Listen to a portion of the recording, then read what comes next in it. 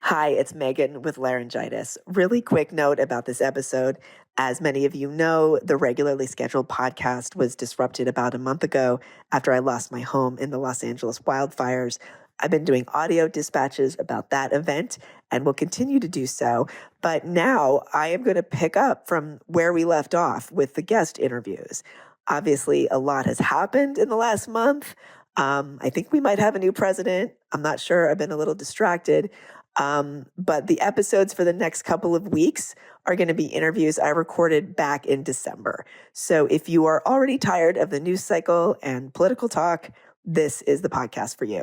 Obviously, I cannot speak, but I will let the introduction speak for itself. And here is an interview. Enjoy. I am hopeful that what will come out of this is a return to civics and a return to civic dialogue and a return to civic discourse, which cannot happen on Twitter, by the way. That's the other thing I said in my piece. So that I am hopeful for, because I think people are hungry for it. And so yeah, I do think these are momentous times we're living through. Welcome to the Unspeakable Podcast. I'm your host, Meghan Daum. I have been having a lot of conversations lately about, for lack of a better way of putting it, how not to go insane. How not to go insane amid the onslaught of information, misinformation, entertainment, quasi-entertainment, people just generally putting nonsense out into the atmosphere. And my guest is, I think, one of the most thoughtful, sane, and generous people out there to talk about this kind of thing. She is Chloé Valdary. Chloé was here in May of 2021, in the first year of the podcast, talking about DEI training and the philosophy behind a lot of it. She has developed her own approach to DEI training, a framework called Theory of Enchantment, which has to do with thinking about art as a way of uniting us. So she's an entrepreneur as well as a writer and just general person thinking about stuff in the world. I wanted to check in with Chloé to find out what she's thinking about these days, including her decision to quit Twitter, or X, where she was very active for a long time and had a lot of followers. So this was no small thing. We recorded this in mid-December of last year. And she also talks about this question of whether the political moment we're entering into, or arguably have been in, is part of a larger civilizational turning. She grew up in a religious household that was focused on end times, so she has a lot of thoughts about that. And it's just a really great conversation. If you're not yet a paying subscriber, you're going to hear part of it. If you want to hear the rest, which I think you will, become a paying subscriber at meghandaum.substack.com, or just go to theunspeakablepodcast.com. And, if you do that, you get my writing, as well as a lot of live streams with the guests. There's a lot of stuff you get if you join the listener community, which I hope you do. In the meantime, here's my conversation with Chloé Valdary. Chloé Valdary, welcome back to The Unspeakable. Thank you, Meghan. It's so good to be back. I'm so excited to talk to you. You're one of my earlier guests. I think you were on the first year, so it's probably been 4 years now. Wow. I'm always so curious to hear what you're up to. You're one of the more interesting people out there in the quote unquote heterodox space. I don't know how you feel about that word, so maybe we can touch on that. But like I said in the introduction, you're an entrepreneur. You're a writer, you have a Substack, you had a podcast, you do a lot of thinking about a lot of things. Yeah. So maybe we'll just start here, really general. What are you thinking about these days? What have you been sort of writing about or stewing about? Yeah, I've been, so as you know, I deleted my Twitter, and I had a very strong following on Twitter. I had about 110,000 followers. And I deleted it in October of this year, maybe November.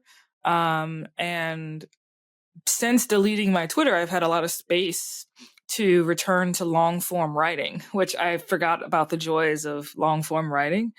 And so you forgot that you could write more than however many words. Yeah. Yeah. Yeah, I forgot that my relationship to writing didn't need to be this like very quip, like, ping ping sort of orientation. So I have a Substack, and I've been committed to the discipline of writing a weekly article or essay, which feels really good. And so that's what I've been doing. So last week I published an essay about my decision to delete my Twitter. This week, actually, what came out today is a whole essay on Luigi and the murder of the United Healthcare CEO. So thinking about a lot of different things as always, but concentrating it through the discipline of long form writing, of weekly long form writing, and seeing that as a creative outlet, experiencing that as a creative outlet. Still very much doing Theory of Enchantment, my company that provides what some would describe as an alternative to DEI as a framework. So still very much promoting that and working with different clients. But more specifically, I think what is different for me now, as opposed to this time last year, is I'm focused a lot on what's known as psychosomatic work. So when it comes to conversations about how we can be in right relationship with the full complexity of who we are and various people from different cultures, etc., not just memorizing a bunch of facts or definitions, but really getting very clear about how our own bodies get into hypertension or contract when we experience difference or perceived or real threat, and learning to track the body, doing diaphragmatic breath work, things to like really calm down our nervous system. So those are a few things I'm excited about. I don't think diaphragmatic breath work is big on Substack, so you may have cornered the market there. Yeah. Well, this is a great conversation to be having this time of year. We're recording this on December 16th, but this conversation will probably post around the first of the year. So I think this is great. I feel like a lot of people are really starting to, this sounds like such a cliche, but I think it's sort of really true now. They're starting to rethink their online time and start to prioritize in-person interactions, getting together with friends in real life, even talking on the phone as opposed to texting. So let's start with the Twitter thing, because I also have been struggling with Twitter. It seems very different than it was even a year ago or 6 months ago. However, it is still sort of like the quote unquote marketplace of ideas for a lot of people in media. And you had a lot of followers. Like how many followers did you have? I had roughly 110,000 followers, would fluctuate around that number. Yeah. And so you just deleted them. It's not like you paused your account. Like you actually just, was that difficult? Did you have to get really drunk and do it? No, I'm just kidding. Did you have to, how did you bring yourself to rip the Band-Aid off, and why? Honestly, I feel like subconsciously I'd been thinking about doing it for a while, maybe like all of, 2024. And the reason why I deleted it was it just became like a mild form of addiction for me. I would just like be bored and go on Twitter to look for influencers whose opinions I didn't like, and then put together a easy retort to their to their tweets, and then try to attract more Twitter followers from that. I don't know. There's something about the ability to be with your own boredom and allow that to turn into something really creative and something really thoughtful. And that just wasn't happening if I was sort of exercising my boredom on Twitter. So there's that. And there's also just the fact that the algorithm seems to be composed in such a way or constructed in such a way that like deep thought, which requires time and space and an incentive structure that isn't really geared towards retweets necessarily. I found that impossible really on Twitter. And I wrote about this in my Substack. I would produce really great content for Twitter. I produce top shelf content for Twitter, like really thoughtful, really compassionate, really Buddhist like content for Twitter, but there's only so much impact I can make in an ecosystem like that, because I wanted other people to show up on Twitter in that way, but the incentive structure isn't there for that to be possible, really. And so ultimately, it was a place that I didn't want to be in, so I deleted it. So if were you doing like tweet threads? I mean, were you doing like sort of several at once? You're basically writing an essay sort of thing in several different tweets. Was that what you were doing? Actually, no. So I actually had Twitter Premium. So I had the full I had the full capacity to, and after Elon implemented Twitter Premium, I noticed that long form tweets didn't have the same, for some reason, it didn't have the same resonance. I don't know if you remember, before he implemented that, you could still produce long form tweets if you had a blue check, and you didn't have to pay to get a blue check. It was just like, they looked you up to see if you were an influencer, and then they gave you a blue check. And for all of the subjectivity that inevitably goes in that process, it's very different from, oh, you get a blue check if you can pay for it, right? So that alone changed the dynamics of it. So no, to answer your question, it wasn't even a tweet thread. I was producing long form content in one tweet, but it still just felt sickening. I don't know if that's like, it started to feel sleazy to be on Twitter. Yeah.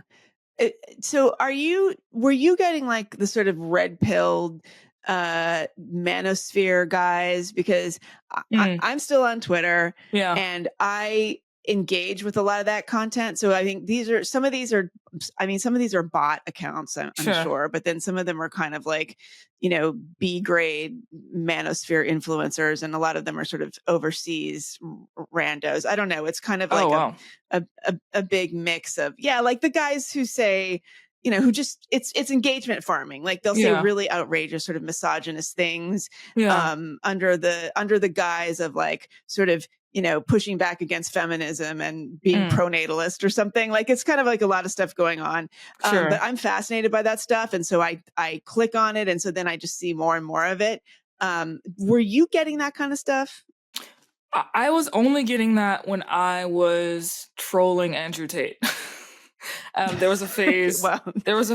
In my life where maybe about 3 months where I was trolling him, and so I would go look on his feed and see what he was posting and see if I could, again, put together a nice little rejoinder in response to whatever he was saying. But then at some point I stopped doing that, and I stopped seeing that sort of stuff in my feed. And I know that it's curated in part according to, what you look for and what your attention remains on, right? So if my attention is geared towards that, then of course they'll show me more of it in my feed. Yeah. What do you think about Elon's influence on Twitter? Like, how much of the changes to the platform do you attribute to his influence? That's a good question. I have no objective response to that question. Like, I truly don't know. I did see someone say that they thought that Elon was addicted to Twitter, and I think that's probably true. And that alone is unsettling. Because if you are addicted to a platform that is structured to make you believe that the validity of your opinions is based upon how many likes, retweets, engagement, etc. that you get, then, and you have all of the money and power and resources that Elon Musk has, then you create a very narcissistic society. And what is narcissism? Narcissism is not selfishness. Narcissism is the absence of a self. It's like hungry ghost vibes. It's like you are so unfulfilled, so perpetually unfulfilled, that you just keep feeding, you just keep consuming this thing in order to try to fill the gaping hole at the void of your soul that will never be filled. Now, I'm not saying that all of that applies to Elon Musk, but it does beg the question if he is in fact addicted to Twitter, and it seems like he is. Do you think Donald Trump is addicted to Twitter? I don't know. Is he on Twitter? Well, he tweets crazy things at all hours of the night. I mean, he always has. It's I think a big part of the way he communicates with the American people. I don't think I knew that. I think I stopped paying attention to Donald Trump's presence on Twitter after he got banned from Twitter the first time. So when Elon, I guess, reinstated him, I wasn't like, I was no longer paying attention at that point. So I don't know. Okay. I'm sure there's an argument. Wow, that's yeah. So that's so interesting that so narcissism is the absence of a self. I mean, that I was just having a conversation with somebody last night about what is narcissism. I mean, it is has Time magazine made it the word of the year? They should have, like, starting 10 years ago and just made it the word every single year. But yeah. So, okay. Because it does feel like an extremely unhealthy place, Twitter. Yeah. And yet it doesn't, it's sort of like, where do you, we're all kind of like, this is a prison of our own making, people who are in this kind of idea. Why does it feel like a prison? Why does it feel inescapable? Because again, when I deleted my Twitter, I felt it's like such a breath of relief, honestly. Right. Well, I guess there's this idea that if you don't tweet your stuff, no one's going to read it. Like, okay, so you're writing longer form on Substack now. Yeah. Do you feel compelled to tweet your, well, I mean, do you feel compelled to let everybody know about your Substack posts on Twitter? No, well, I can't because I don't have Twitter. Right. But do you feel like, oh no, I should be letting people know that I wrote this? There are like tiny moments where I feel it, but very rarely. Also, the value of Substack in my mind is so much higher because, number one, you can actually make money on Substack. Like, that's the other thing. I was giving people my free time. And on Substack, I can make money. Also putting out quality content, probably putting out better content because, again, the amount of time and space required to think through and produce a weekly long form piece just is of a higher caliber, I think, at least for me. And so while I might feel the nudge occasionally, the nudge is tempered by the fact that over time I've been seeing my paying subscribers grow. Right? Like I can handle the nudge if I'm able to see that. Right. Although, and I should say, we'll get off the Twitter subject in a moment for listeners who are like, I don't want to talk about Twitter for an hour, but I do actually, I think that this is really relevant to the kind of shift that we're feeling in terms of people's attention spans and wanting to get away from this trap that we've all laid for ourselves. But just out of curiosity, people are getting paid for tweeting, though. Can you explain how this works? Like the engagement farming thing? Yeah. What is that? I actually can't explain how it works because I don't know how it works. And I have a little resentment about this because I paid for Twitter Premium. And for the longest time, I was trying to set up a system whereby I could get, sort of like a Patreon style subscription fee from my followers. And I always got the response like, oh, this application is still pending or whatever. And of course, I don't know what that means. I don't know why it's still pending. I don't understand like anything that's happening. And so I have heard from folks such as yourself that people have been able to make money from Twitter, but I've never seen that. And so I would ask others if they could answer that question because I truly don't know. Do you know people who make money from Twitter?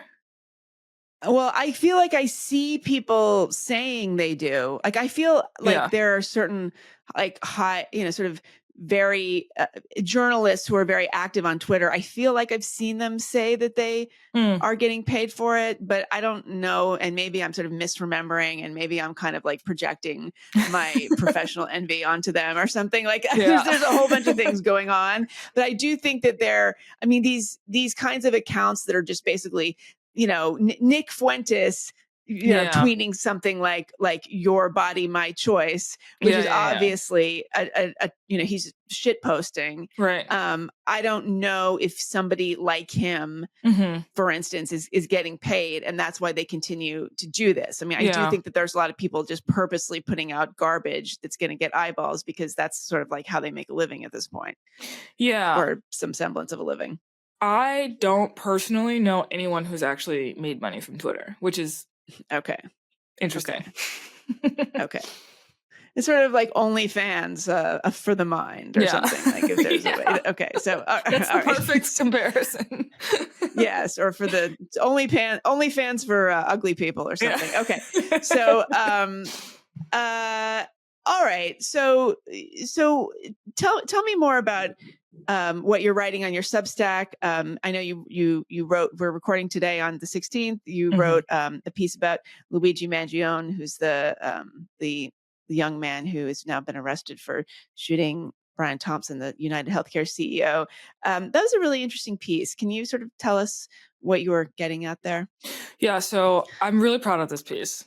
I start by talking about our Puritan heritage, and specifically the Puritans' sort of self-hatred and depraved perception of the body, and how what has emerged from this very Calvinistic conception of the body. And just to put this into perspective, it was the Puritans who created, for all intents and purposes, the United States of America. That's an overstatement, but just go with it. And the theology that they came with was full of beliefs that the human being is fundamentally ugly, hideous, depraved, evil, and the only thing that we can count on is salvation in the next life. And oh, by the way, salvation is predetermined. So you can't earn salvation. God has already decided whether or not you're saved, but you can look for signs. Superstitiously, you can look for signs to prove that you are saved. And one of those signs is success in business. So these two things form, in many ways, the foundation of our society. Signs of eternal salvation can be seen if you are successful in business, and the human body is fundamentally evil and disgusting. And so I talk about that as the context in which people are giving their opinions about whether or not it's okay for people to feel the way that they are feeling in response to Luigi's alleged murder of the CEO. And I talk about how